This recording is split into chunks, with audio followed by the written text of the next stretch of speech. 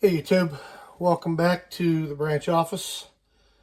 Today we're going to try something just a little bit different for you. We did a video last week on removing the cam locks that were in place for the IMS bearing replacement. I just never got around to taking them off, but I did remove them, rotated the engine 360 degrees 2 times to make sure everything came back around and lined up. It did. Put the cam caps back in, or installed new cam caps, I should say, back in the holes, and you'll have to take my word for that because all of the video was subsequently lost, so there was no video on that last week. This week what we're going to do, I thought I'd shoot just a quick video. Got an MX808 Auto scanner with an Autel digital inspection camera here. I thought we'd take a look at the cylinder walls in here and see if there's, hopefully we see nothing. See what kind of condition they might be in, see if this camera is good enough to even determine everything. Shot a little video of that last week too, and it was not that great because this is not a 2-lens camera. However, I did look a little further and I found this tip that has a tiny little mirror inside of it that allows you to look 90 degrees, or at least look at a reflection of 90 degrees. So it remains to be seen how good or how bad that may be. So I thought I'd bring you along and maybe give this a little review and take a look at what we're dealing with. So without further ado, I've turned the engine around and locked it in so that the number one cylinder is at top dead center. I don't know if it's compression stroke or exhaust stroke, but it's up there, meaning the other one should be, the other cylinder should be the furthest down in, which will give us the best look at the cylinder walls. And then what I'll do is I'll pull it out as the and rotate them as the other pistons go down. We'll take a look at that.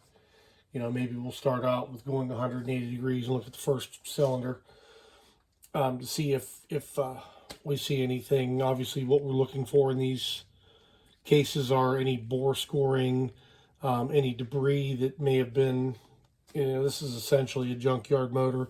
We're not hoping to see anything in there. It rotates quite freely. There's no spark plugs in it, so I don't suspect any crazy stuff. We may in fact see some bore scoring. I don't know. I hope we do not. But if we do, we do. That's just the hand we're dealt, and we'll make a determination and go from there what we want to do next. So here we go. I'm going to try to edit the video in so that you're not looking at the little screen up here in the corner, but I may or may not be able to do that. I may not be as well versed as I want to be in this, but we'll go in. You're going to see some dampness in there. I did spray the cylinders with some fogging oil to, let me see if we can see the, nope, there's the tube. So we are at the spark plug opening right here. We just have to find the center. There we go. There's the spark plug threads. And then inside the cylinder we go. Got a little reflection there.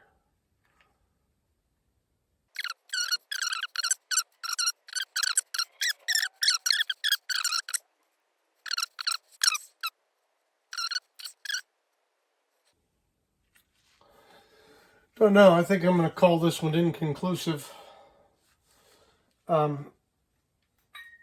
Pull crank pin. Let's move her around 180 degrees and take a look at this first cylinder.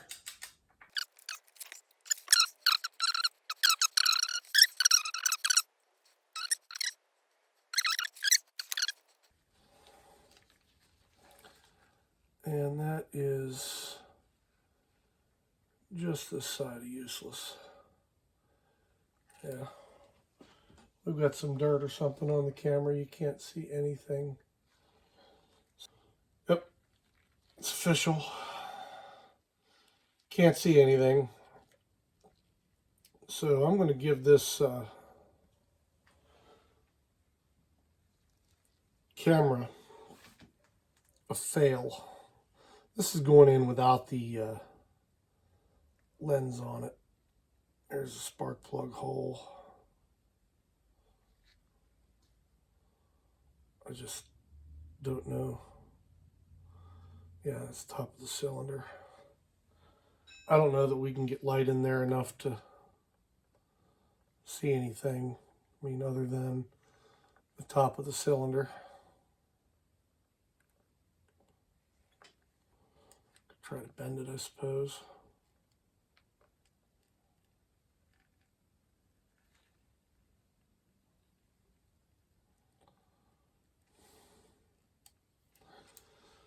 Well, there you go. Yeah, if you're looking to buy a camera, digital inspection camera for bore scoping cylinders, definitely would not recommend whatever this piece is. The Auto, I believe it's an MX105. I don't know. Quite honestly, I don't care. It seems more like a big waste of money to me than anything else. The only endearing quality is I think they probably retail right around $100.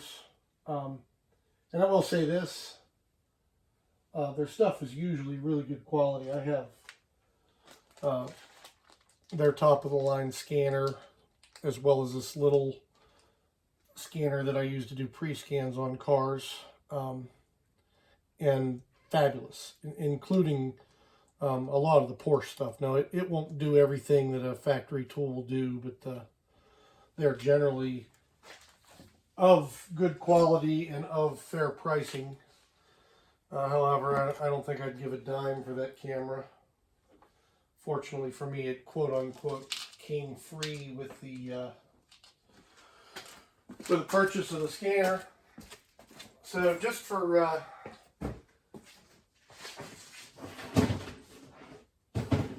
proverbial grins, let's try this. I have my $25 Amazon camera that I bought to do basic plumbing inspections. It's supposed to be watertight, whatever. Whether it is or not, it was $25, so I don't care if it gets broken. I don't want to purposely break it, but let's take a look. Now, one of the disadvantages of this is it's just a loose, wobbly camera, and it is not on a stiffer so